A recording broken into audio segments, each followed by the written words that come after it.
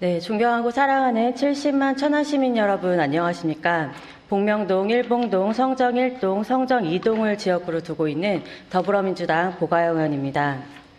오늘 본 의원은 사회에 민감한 이야기, 찬성과 반대가 첨예하게 대립하는 이야기, 동물권에 있어서도 사각지대에 놓여있는 길고양이에 대해 5분 발언을 하고자 합니다. 예로부터 우리나라는 고양이 관련 속설과 미신이 많았습니다. 특히 고양이를 요물로 표현하기도 했습니다. 과거 길고양이에 대한 표현은 시대와 환경에 따라 변해왔습니다. 1929년 6월 12일자 동아일보에 의하면 도적고양이라고 표현했고 1978년부터 1999년까지는 도둑고양이, 그리고 최근에는 길고양이라고 불리고 있습니다. 길고양이란 주택가 따위에서 주인 없이 자생적으로 살아가는 고양이라고 국어사전에도 명시하고 있습니다. 자생적으로 살아가는 고양이의 삶도 녹록지만은 않습니다. 길고양이에 대한 학대 및 살해에 대한 뉴스 소식도 언론에 자주 등장합니다. 나비탕 사건을 기억하시나요? 나비탕 사건은 수개월 동안 길고양이 수백 마리를 뜨거운 물에 담가 밀도살하고 건강원에 판매한 사건으로 국민들에게 큰 충격을 안겨줬습니다. 최근에는 길고양이를 잡아서 토치로 얼굴을 화상을 입혀 안구와 코가 녹아내린 채 발견된 사건은 뉴스 및 국민청원에도 올라와서 많은 이들의 공분을 사기도 했습니다. 천안시도 아파트 단지 내에 2개월도 안 된 새끼 고양이 사체가 심하게 훼손되어 참혹한 모습으로 발견되기도 했습니다. 그리고 길고양이를 잡아서 끓는 물을 붓고 불에 달군 새꼬챙이로 지지는 등 학대 장면을 직접 촬영까지 해서 인터넷에 올리는 사건도 있었습니다. 동물에 대한 인간의 무자비한 범죄 행위는 날이 갈수록 늘어나고 있습니다. 심지어 자신의 비인간적인 행위를 공개적으로 자랑하는 사례들도 날로 증가하고 있는 실정입니다.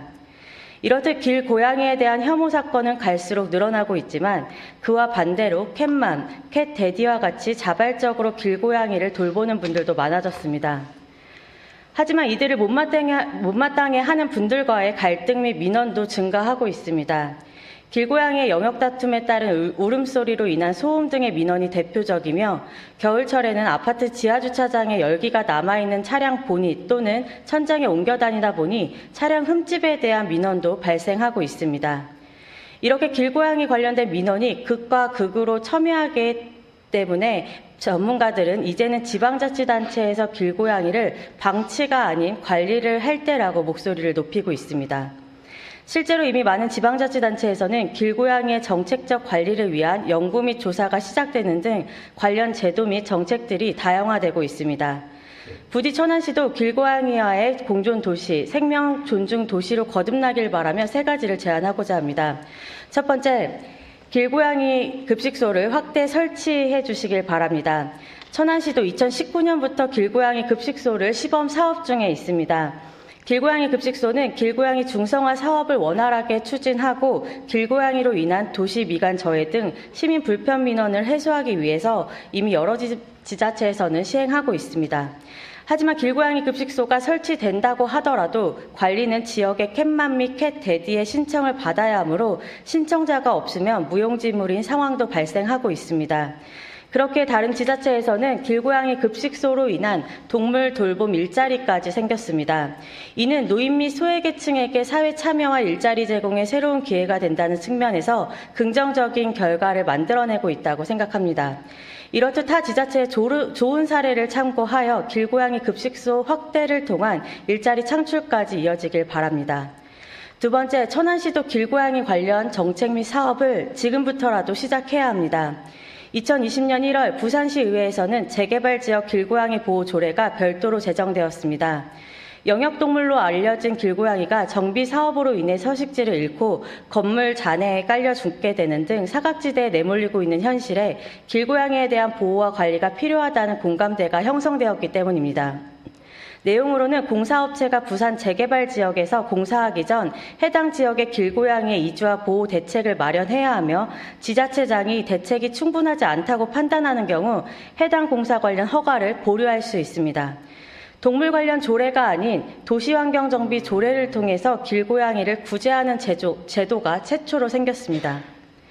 통영시는 지역의 대기업과 협약을 맺고 폐교를 활용한 공공형 길고양이 보호 분양센터를 조성합니다. 아픈 길고양이 치료와 함께 터전을 만들어주고 새로운 가족도 찾아주며 고양이를 테마로 한 특색 있는 섬마을 조성으로 관광 활성화까지 할 계획입니다. 서초구 및 동대문구, 전주시 등은 겨울철에 특히 취약한 길고양이들이 따뜻한 겨울을 보낼 수 있도록 길고양이 겨울집을 제작 설치하고 있습니다. 이처럼 천안시도 길고양이 관련 정책 및 사업들에 대한 고민이 필요하며 이를 통해서 길고양이와 공존 도시 및 생명 존중 도시로 나아가길 바랍니다. 세 번째, 길고양이 인식 개선에 다각적으로 노력해 주시길 바랍니다. 대구 달서구 두류 3동 행정복지센터는 화단에 상주하는 길고양이 두사미를 명예사회복지 공무원으로 임명했다고 합니다. 행복센터 측은 두사미에게 보금자리와 먹이, 의료 혜택 등을 급여로 제공된다고 합니다.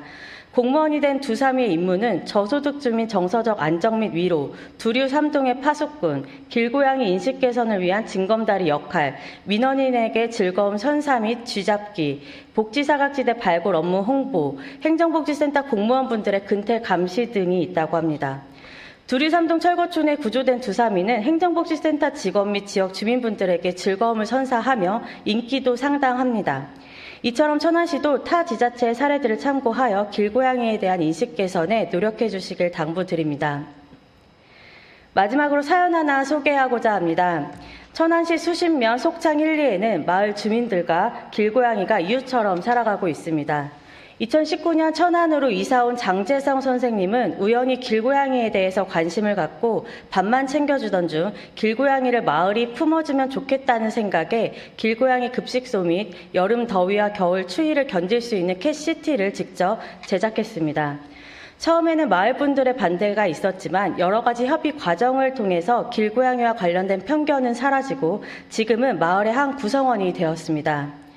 우리 천안시도 수십년 속창 1, 2의 사례를 활용해서 인간과 길고양이가 공존하는 마을의 선례가 되고 지역 특산물 홍보와 더불어 테마가 있는 마을 관광지로 조성해보는 건 어떨까요? 본 의원은 앞으로도 사각지대에 놓여있는 곳들에 대하여 관심을 갖고 그들의 목소리를 대변하는 시의원이 되겠습니다. 그리고 주어진 역할에 소홀함이 없도록 최선을 다하겠습니다. 끝까지 경청해주신 선배 동료 의원 여러분과 언론인 및 방청객 여러분께 감사드립니다.